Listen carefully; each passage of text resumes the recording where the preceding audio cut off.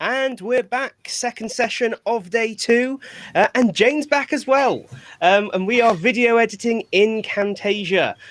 Just need to start the session off again with another massive thank you for stepping into the breach last minute to fill Emily's shoes for us. But I know everyone was so enjoying yesterday's session, and so much more we could do. So I won't waste any more time, and I will hand over to you.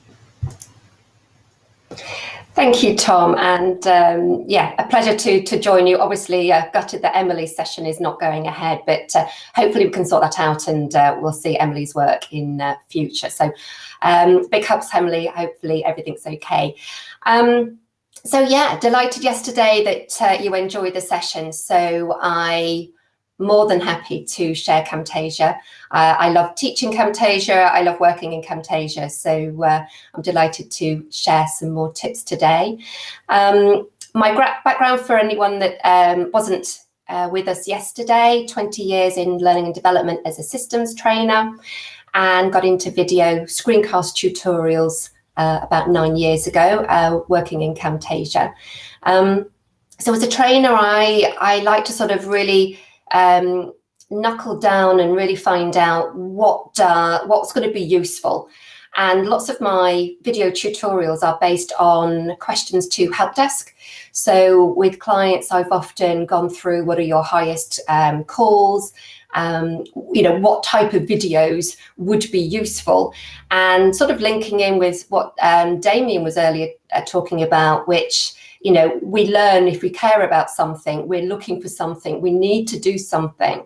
So when I'm looking for frequently asked questions, I tend to look at those as I think this would be a useful video. Somebody might be searching for this.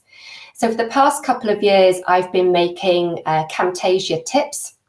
So sharing some little GIFs or GIFs, as you might prefer to call them, just a really quick 14-second, 20-second, this is the process, might be what you're looking for, this might be the issue.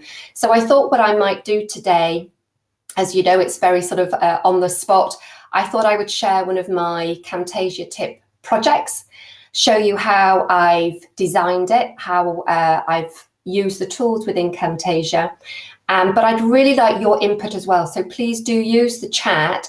Let me know what you're feeling. Does it work for you? Would you have maybe done something else? So really interested in your thoughts. So without further ado, I am going to share my screen. Bear with me.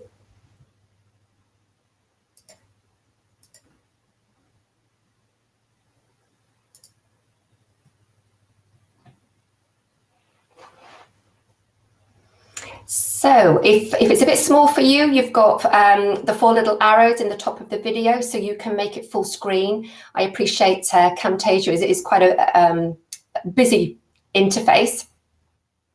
So what you can see here is Camtasia, and for those that are unfamiliar, it is a screen recorder and video editor. I use it mainly for screen recording, so my system tutorials. And what you can see here, I've got my canvas, which is the sort of the stage, what the viewer is going to actually see. And then I've got my timeline with all my elements.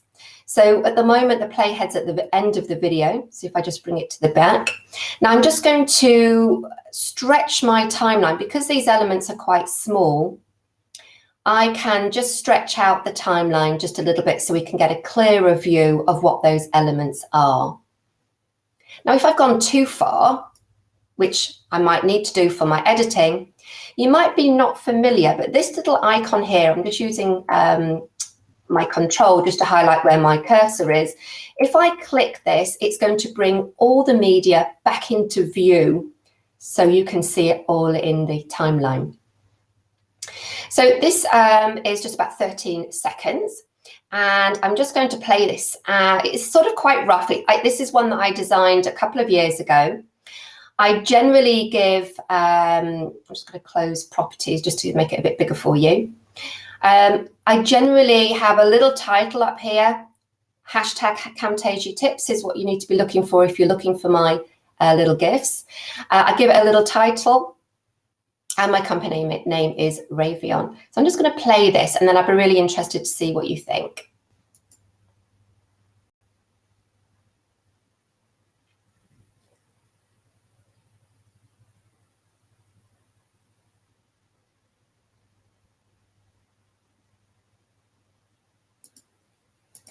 Now, because it's a GIF, it's designed to be fairly quick and probably viewed more than once.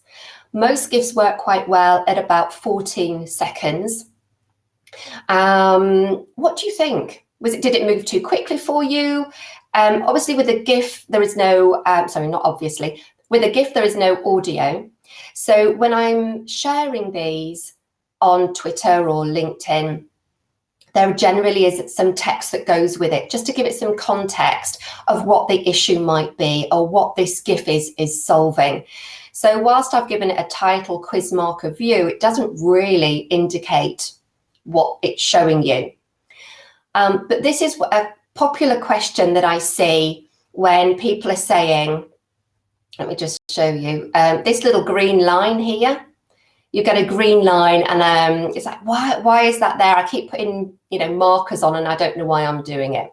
So that's why I sort of made this, but the text would be around the guide of that, just with some context. So do let me know what you felt about that.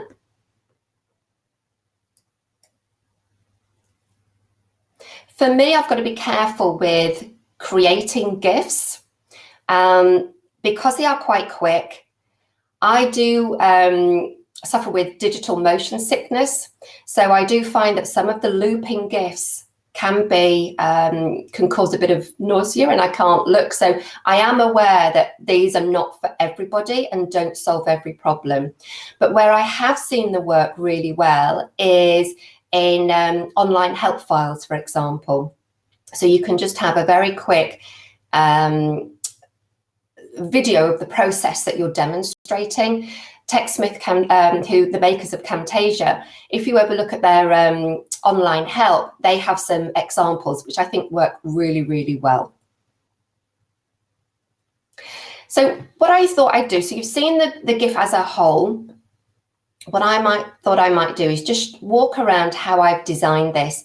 Please do stop me. Please do put your comments in the chat, so I'm happy to address any comments or questions that you have. So what I'm going to show you first of all, this is my recording file. Now, this is when I had downloaded the new version of Camtasia, and I hadn't actually changed it for the recording file to ask for a file name. You might have been seeing yesterday, I showed you where you could save the recording file with a name. So this is why it just says REC with the date. So you can see this is quite a couple of years old. What I want to do first of all is explain the screen resolution. I generally, for my GIFs, I record at a higher resolution than I produce it as. And the reason for that is because I really want to zoom into the area that's really important for this purpose of this video. So to find out what this recording file actually was, I'm just going to go up to the media bin, which is where my recording file is. I'm going to find the recording dimensions. I'm going to do that by right-clicking. Right-clicking Camtasia is a very frequent thing that I do. If I'm looking for something, just give it a right click. You might find the tool you're looking for. But down at the bottom, we have details, and details will give you more information about that piece of media. So here I can see that I have recorded at screen resolution at 1280 by 720, which is usually your screen resolution, your setup. Now, if I look in my project settings, which is just up at the top here, this little white triangle, down here, this is where we can see the percentage of when I'm zoomed in on the canvas. But down at the bottom, I have project settings. And project settings will give you the size of the canvas of where I'm editing, and then I will produce. So you can see that these dimensions, the width and the height, are quite different to what I've recorded at, but I've made a conscious decision to do that. Now, when you're creating screen recordings, the way to get best, clear, crisp screen recordings that are not blurry is to actually have all your dimensions exactly the same.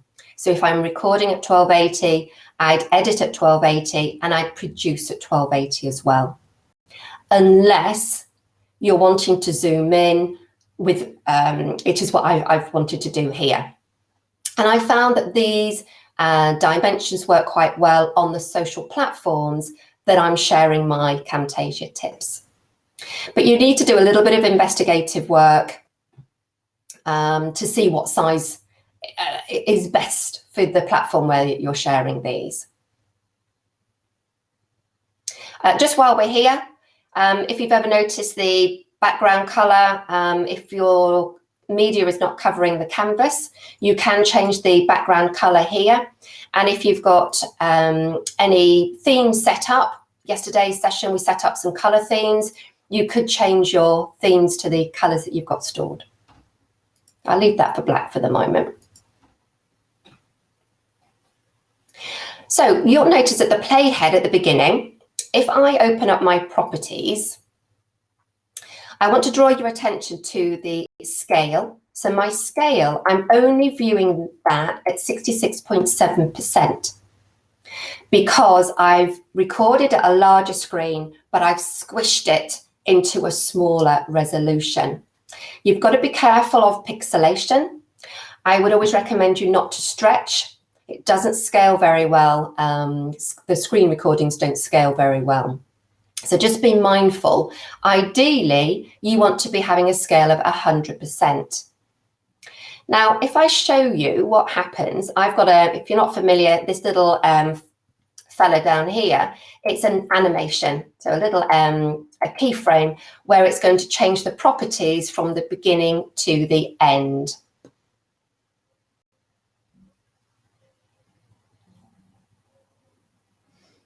Okay, so I can see your question there, Morgan. So hopefully there shouldn't be any pop-ups, but maybe there was a pop-up.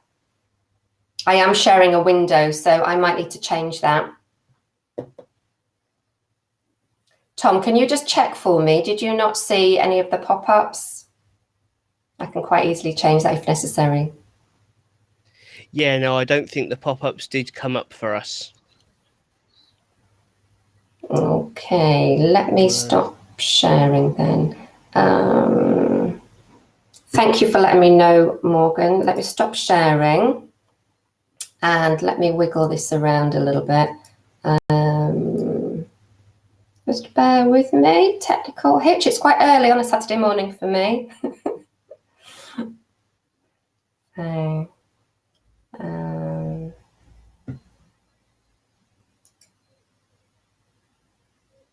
Okay, so it was the properties. Okay, let's see. I think so. I'm going to do the entire screen, but I'm going to do it on a different screen this time.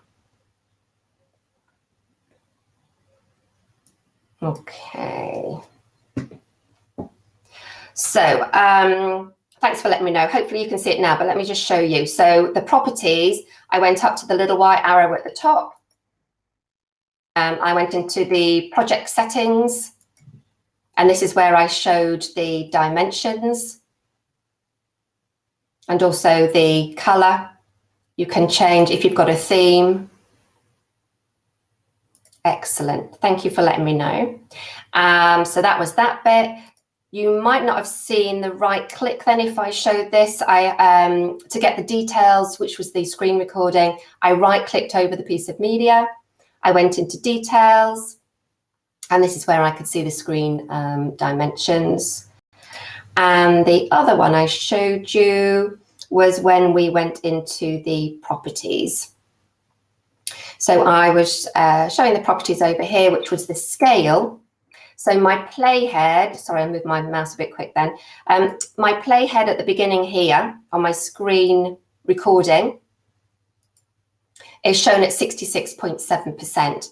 Now this keyframe, if I double click on the end bit, you can see then that it zooms up to 100%. So if I just take you over here, you'll see now that scale is 100%. So I, choose to do that because the main focus of the elements that I'm sharing are going to be in this bottom left-hand corner. So if I just play that first few seconds, and to play it, I'm just going to make a selection because I only want to play this section, and I'm going to press the space bar. So can you see it's very quick, but the reason for that is because I'm making it a GIF. It's going to be quite quick. So I then remain at that 100% all the way through. So once I get to 100% scale, this now, what you could see here is going to be crisp and clear. The reason I do it full screen at the beginning is because I like to give you context of where I'm working. It's good to see the whole picture. And then actually you don't need these elements at the top because they're not related really to my message in the video. Any questions so far? Please do let me know. Thank you for your encouragement. Brilliant, thank you. But honestly, I really would like to know your comments and if you have any questions. This is not a planned session, so I'm just going to be going. Okay, so let me show you the rest of my timeline. So I'm just grabbing that line there just to make the canvas and the timeline a little bit bigger. Now, it could be that these are all separate tracks. They could work well grouped together. Tom, great question. I export as a GIF, and I'll show you that before the end of the session. So within Camtasia, you can export as a GIF. Now, if you've got a longer video, so it could be that you've got a Zoom recording, or maybe actually the recording that I'll get from after this session, any of these little screen recordings, I might make a GIF from them if, the content is worth making a GIF. And what you can do, this is not a great example, but what you could do, if you've got a longer video and you want a selection as a GIF, use your playhead to make the selection, right click, and you can produce the timeline selection as, and then you can export it as a GIF as you go through, and it will just be this highlighted section. So I also do that as well. This particular project that I've got here is less than 14 seconds. So I will export this using the export function, and I'll show you that. But great question, thank you.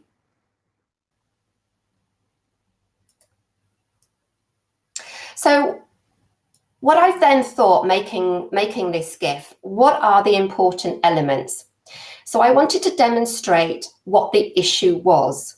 So when I've recorded the screen, if you look at the canvas, I'm highlighting, I don't know how big this is for you. Let's close that so it's a bit bigger.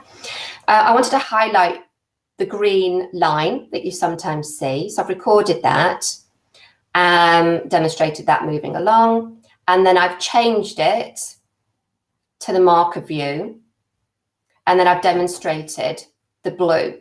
Now, the raw file doesn't obviously have these where's green come from?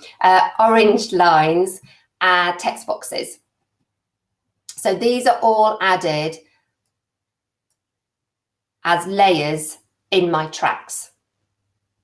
So I decided that, that's just my Twitter handle if you want to follow me. So what have I done first of all? So I've added a shape,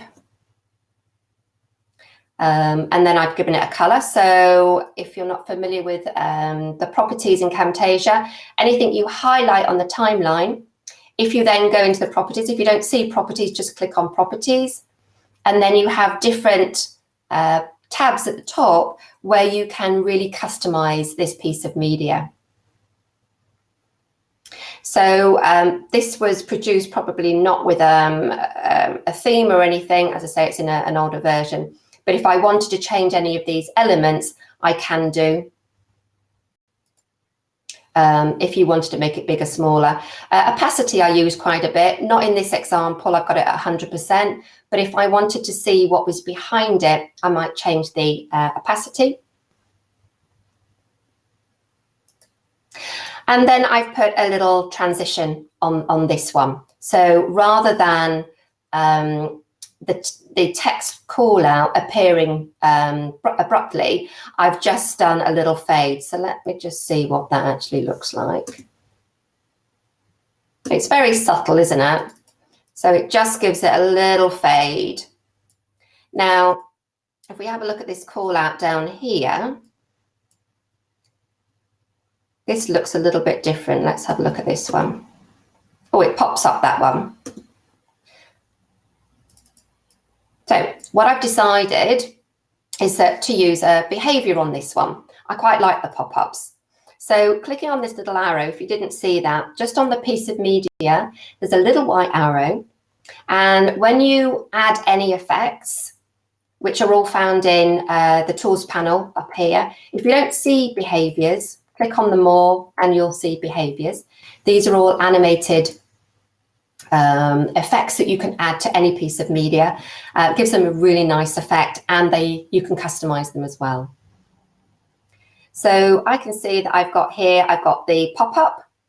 Again, over on the right hand side of my properties. So I've changed these possibly. I've got hinge. What have I got during? So I generally have none during. In a GIF, there's so much movement, and you've got to be really careful with the movement, that having another movement whilst it's on screen is going to be distracting and not very helpful. And then I've got going out, it flops back down. What else did I have on there? Oh, I've added a drop shadow as well. So these are all effects that you can find and just drag and drop in Camtasia. So then what else have I got? I've added those. Now this one's an interesting one. Hopefully you can see my screen okay, because I'm working on a smaller screen now. If I've zoomed really far in on the canvas, which I'm using a scroll wheel at the moment just to zoom in, but you can see that the percentage changes here. If I wanted to see the elements on the canvas in the bottom left-hand corner, I would use this icon here, which is the pan icon, just to be able to then say, I just want to drag the canvas around. So I use these quite a lot. So I might want to zoom in, but actually I need to see the different area of the canvas. And then when I want to go back to edit mode, make sure you click on the arrow. I'm forever forgetting and thinking, why is it not editing? Because I've usually forgotten to go back into edit mode. And I'm sure you're familiar with this little icon here, which is where you can crop. So any piece of media, if you've got an image, for example, I use this for maybe green screen. Green screen, you can remove the color in Camtasia. So I generally crop around the person so that when you're removing the color, it's helpful, because sometimes if you've not got the lighting quite right on a green screen background, you might have different shades of green. So I find that I use the crop around the person, so then it's easier, more accurate to remove the green. So these little icons I use an awful lot when editing. Now, this one you can see, can you see? I've got a stitch. I've got a stitch just down here.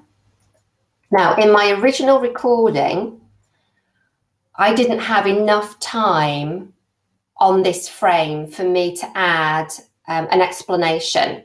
So I wanted to add, what's this little fella? I think this one is, let's just have a look. Okay, so I've got a bit of movement, so I'm drawing their attention to this little icon here. And if we have a look just to see what's on there, I've got a pulsating behavior, which gives it that. So I haven't had to, you know, pre-program this. It's just a drag and drop pulsating movement. Hey, Kara, nice to see you. Good morning. And so that's what I've got there. But the reason why I draw your attention to here, go away. Let's have a look. There we go. Is because I needed to extend the frame.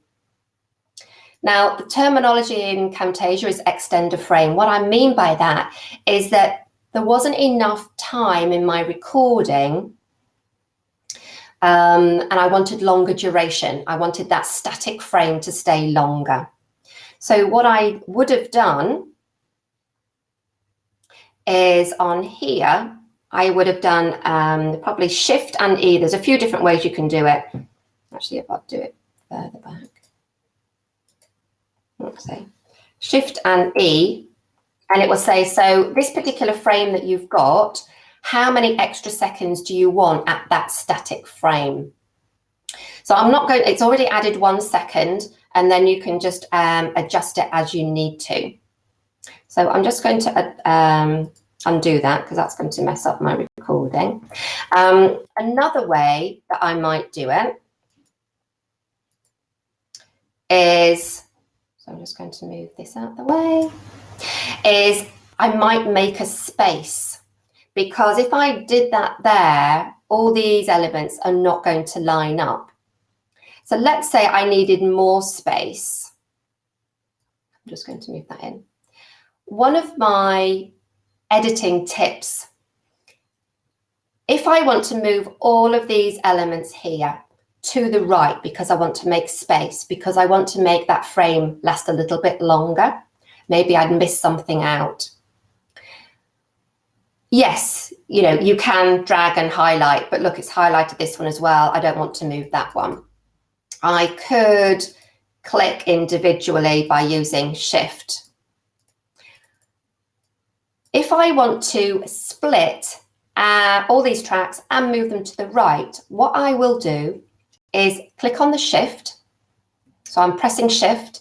I'm now going to click on the grey playhead, and I'm going to move all those elements to the right. So I make the gap. I can move it either way if I like. So this is called a split ripple move, one of my favorites. So I use that an awful lot. Now, if I wanted to, there we go. If I wanted to, oh, that's already, will I go to that? Yeah. So I'm going to just, okay. I know why it's not work. I want to demonstrate how I do extending the frame, not using that Shift and E that I did earlier on. And it's not going to work on that frame because it's already extended. Let me do it here. So again, I'm just doing Shift, click on the grey playhead and drag. Now, the cursor is down at the frame here. So let's just say, for example, this is the frame that I want to extend. I am now holding the Alt key. Now, can you see, it's quite tiny, but if you draw your eyes down to track 1 to where the playhead is, you've got a little video icon. So I'm holding the Alt key. I'm now going to drag with my cursor to the left. And what it's doing is taking a copy of that frame where the playhead is, and I can then drag it out to the duration. So as with most software, there's quite a few different ways of doing the same thing. I've shown you a couple of ways there. Hopefully you found that helpful. But certainly for screen recording, I generally have to extend the frame quite a lot. And so those are 2 ways that I do it. Tom, is there any other questions coming in? Yeah, I was just going to say, we've got one in the Q&A. I was just waiting for a good moment to jump in. That tip's so useful. Yeah. That's such a faff to do in so many bits of software. Oh, that's brilliant. The one that's in the Q&A, I'll pop it up on screen. There we are. So from Morgan, do you work with groups in the timeline? In that case, would you describe when and why best practice? I certainly do. And thank you for your question, Morgan. Thanks, Tom. Yes, I work with groups. So this is not a very good example. There's no groups on this one. A couple of reasons why I would do groups is keeping my timeline tidy. Because otherwise, if you keep adding pieces of media, all of a sudden you get 15, 20 tracks and it can be quite hard to manage. Another reason I might group is when I want a piece of media and something needs to move with that piece of media. It can be useful if you're animating. If you group them, they work quite differently in a group and outside of a group. So sometimes if I've recorded my screen and I forgot to turn my Snagit tool off, I don't know if you have the quick access Snagit. Actually, I think I've got one here. I think my original recording here had, let me just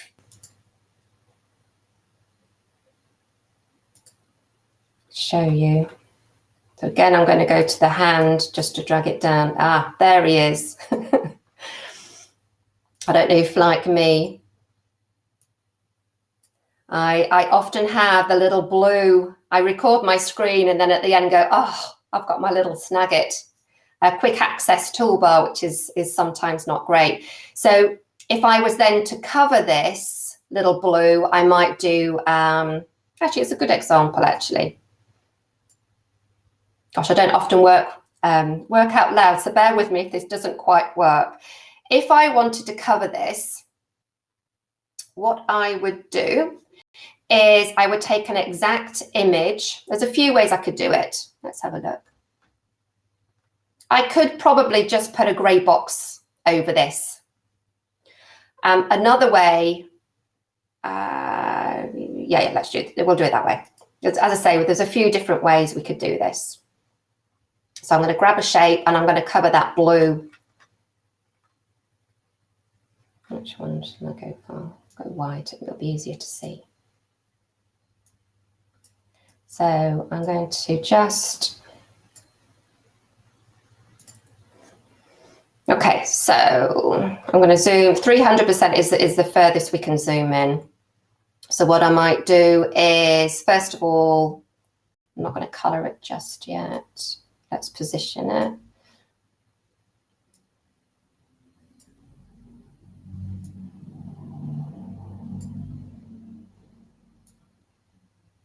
It's roughly. So, and then what I might do is then come into the color on the right hand side on the properties. Oh no, this has gone onto a different screen, but what's happened is my color picker has come up. So I'm just going to go and choose the color of the background. And then I'd probably just move that up. So it looks okay, might just need slight adjusting. And then I would, so down on the timeline, I would then remember this little icon so I can see it all. I would then just drag that out for the whole duration.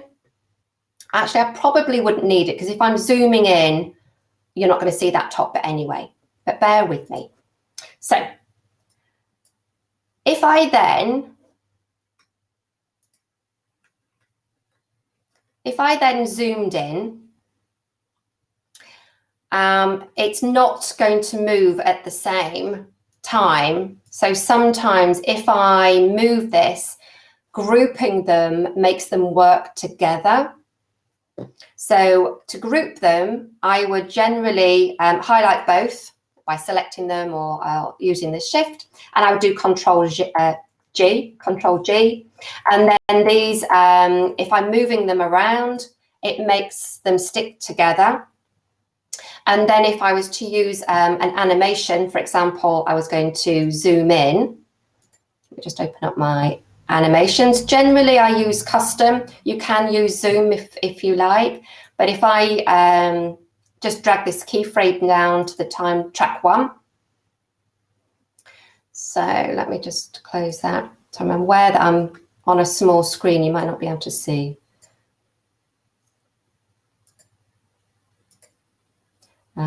So let's say I then wanted to zoom in here.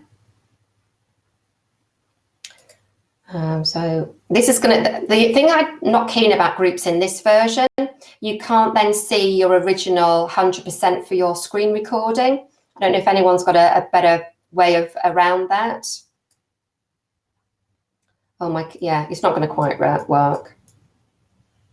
But you get the idea that that's one reason. So I would, for groups, I would keep it for tidiness on my timeline. For moving them around, it's easier to manage. But also if I'm using animations and it's important for them to move together, then I would also group them and add the animation on the top.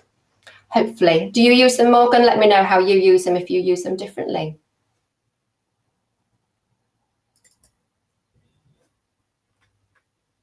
Tom, is there any other questions?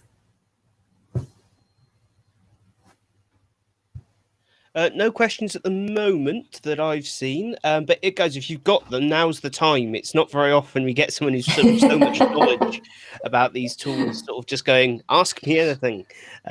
So, you know, do take advantage.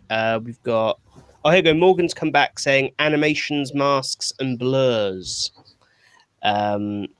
So this is, again, for someone like me who's only very recently gone, oh, I'll take a look at Camtasia. This is so interesting. What are you using it for, Tom? At the moment, I'm not sure. It was more one of those kind of Joey Sennett, the guy who I do ID Update with, and he's speaking later today, is a real big fan of it. And I was talking about frustrations with authoring tools, very politely and calmly, as everyone does when they discuss frustrations with authoring tools. And he sort of said, "Well, you should take a look at at Camtasia," and not at all like kind of like an evangelical priest converting me to something else. He was very calm and relaxed and telling me about it, because that's what we're like in our industry. And I think I found it really interesting because it kind of blurs that line between kind of like a reasonably powerful video editor and the ability to produce a piece of e-learning, which is kind of what I've never understood why Captivate isn't that. Like Adobe's got all these amazing tools and then they go, and this is Captivate. It's, 1983-esque.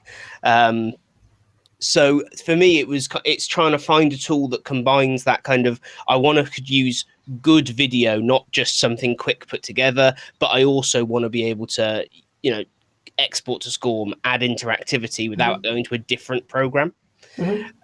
Which in fairness is a lot of what you've been talking about kind of applies to that. Things like being able to extend a single frame like that quickly is a bit of a game changer. Because if anyone's tried to do that in classic video editing software, it's a real pain, because it doesn't like it, because traditionally it's seen as bad video editing, whereas from a learning perspective, it's needed.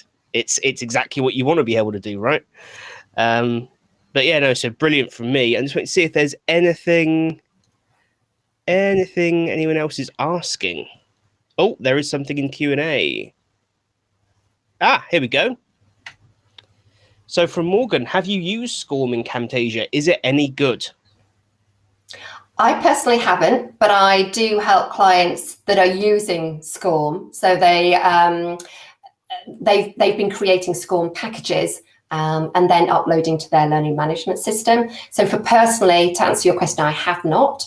But it'd be really interesting. I understand that it's reasonable. Kara, I think is in the chat. I know that you use Camtasia. I don't know if you've used Scorm, so please do let me know if anyone else has had that experience. But yeah, it's great that you can do that. You can add your interactivity. You can add hotspots, which are if you're wanting to sort of have a branching video. And that's one thing that I really like about Camtasia, is having the flexibility. So it is more than just recording your screen. We've now got green screen. We can add our title slides. We can add some branching scenarios. So you're really giving your viewer some choices. They're making the decision of, where they want to go in the video, which I think is great that they have that control. You can pause your video if you want them to go and review a PDF, for example, or if you want them to review a website and then return, have some knowledge checks along the way. So yeah, I've just really enjoyed it. And what I really enjoy doing in Camtasia is the manipulation.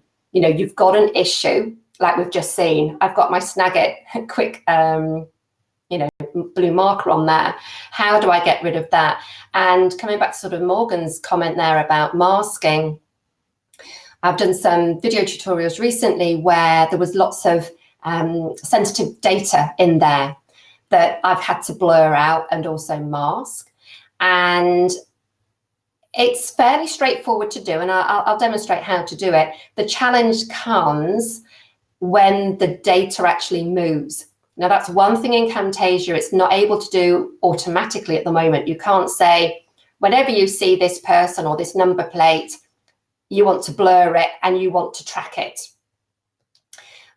So you can manually do it, but it takes a little bit of time and a bit of effort to do that. But just to show you where it is, let me just, I'm just going to delete that because that's got a bit messy now, that one. So back into Camtasia. So let's say,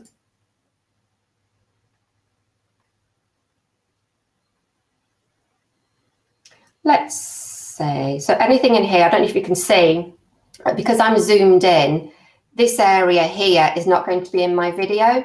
So it's quite difficult to see, but only anything within this line here. It's a bit difficult to see on my screen, sorry. But let's say I wanted to blur out cursor effects for some reason. In annotations, you've got lots of different effects that you can add. So enjoy having a play with those, lots of different things. But the one here, which is the little teardrop, is our special items in here.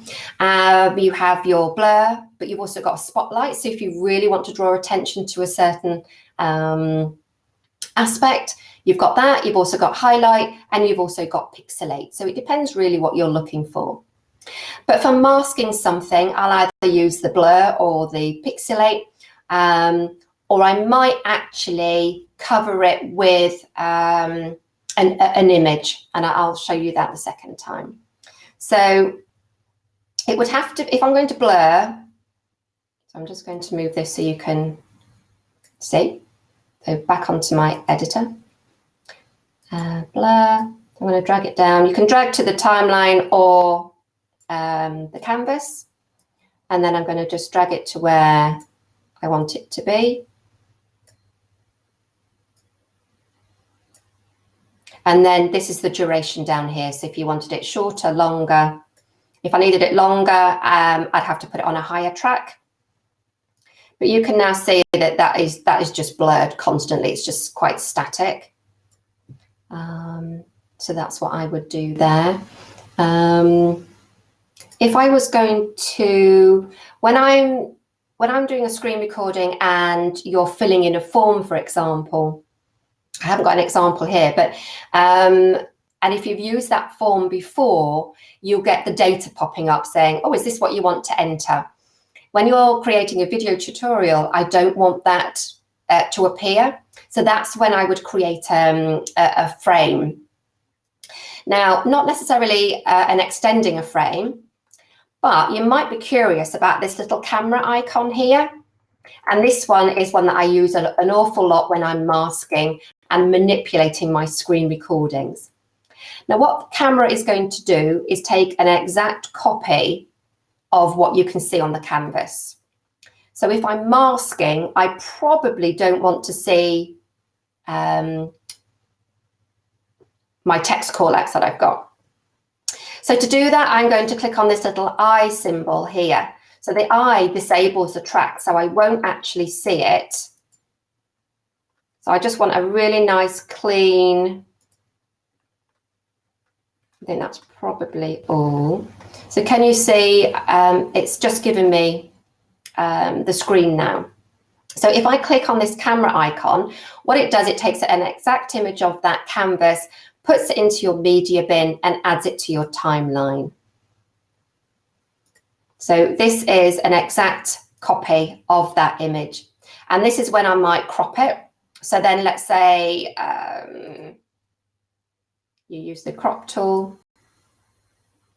You know, this is not a great example because I'm not masking anything, but again, I might just bring that down, go back into my crop. But you get the idea, and then you can change the duration of that. So the camera is one that I use an awful lot for masking. So then the eye is really useful to see what's behind. So you're sort of disabling, you're not deleting it, moving it out the way, but the eye just means that you can see behind or what's underneath on the tracks. Just while we're here, if you've not noticed, there's a little padlock. So I use the padlock quite a lot when I'm editing. So if I've made a selection and I didn't want to delete everything that was under the selection, I would then lock the tracks that I don't want to be affected, and then will only delete that section there. So quite a few different ways, but yeah, I really like that masking ability. Great questions, Morgan. And the library, we mentioned library yesterday. I think it's great as the library. So Camtasia comes full of assets, but if you've gone to the effort of making something, you've customized something, you can either add it, as we saw yesterday, as a preset or a favorite. But if you want to then also just have it easy access, let's say, I don't know, what can I've closed all my tracks off now. Let's have a look.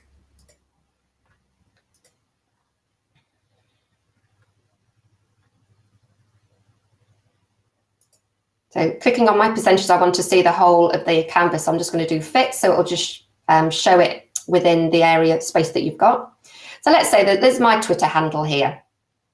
Let's say I'm going to always use that. I want to save that to the library. So I've customized it. It's got my font, my text color. Right-clicking on that piece of media, you can add to the library. You can add it to whichever library you're wanting. Give it a name. And then it's always there. I think I've actually already got this one, so let's have a look. So in my Ravion, if I'm making Camtasia tips, I've got my title. So I use it for elements that I'm going to use frequently, intros, outros, things like that. How are we doing for time, Tom? I feel like I've taken up all your time. Do you have any other questions? There is actually one question that's come through. Let me just put that, and we've got just shy of 10 minutes left. So maybe this may be the last question, unless anything comes through anywhere else. Sure.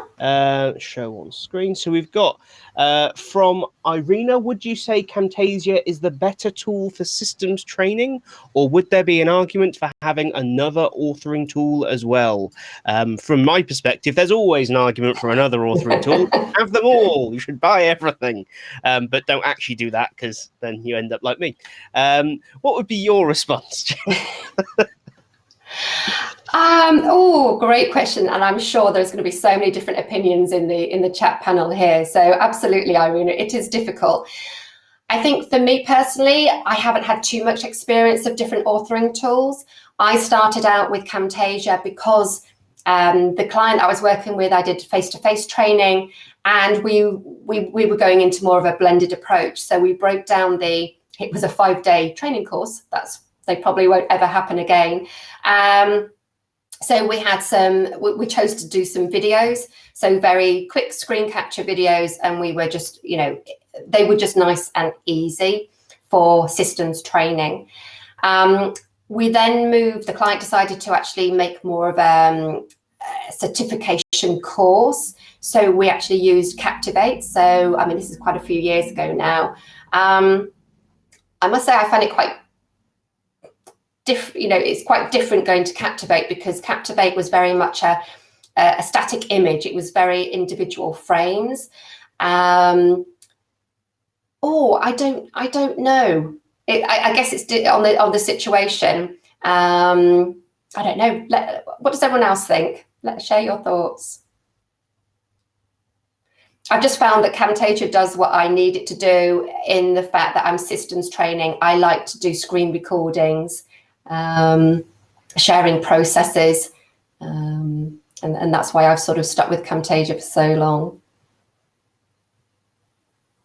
Yeah, no, that's great, Irina. Thank you.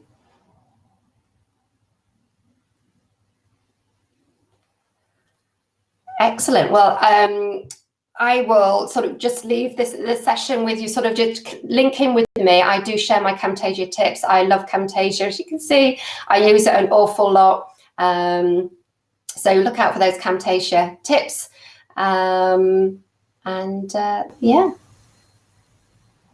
That's awesome. So just say we've had Deborah come in just to say, yeah, 100% Camtasia. Obviously, a big fan there. Yeah, no, I think that seems to be it's a tricky question, I guess, isn't it? It's always tricky. But thank you so much for running this session. I know I've kind of got different ideas of what I could actually do with the software now, rather than just having it installed and occasionally thinking, oh, I should use that. So no, that's really awesome. Thank you so much. My pleasure. I'm glad you found it useful. Everyone, obviously, do show your appreciation, do connect. There's lots of great stuff there in those Camtasia tips as well. So thank you for that. You're very welcome. Enjoy the rest of the day. I can't wait for the other sessions and hopefully see Emily later on in another session. Absolutely. Thank you, Tom. All right. Bye.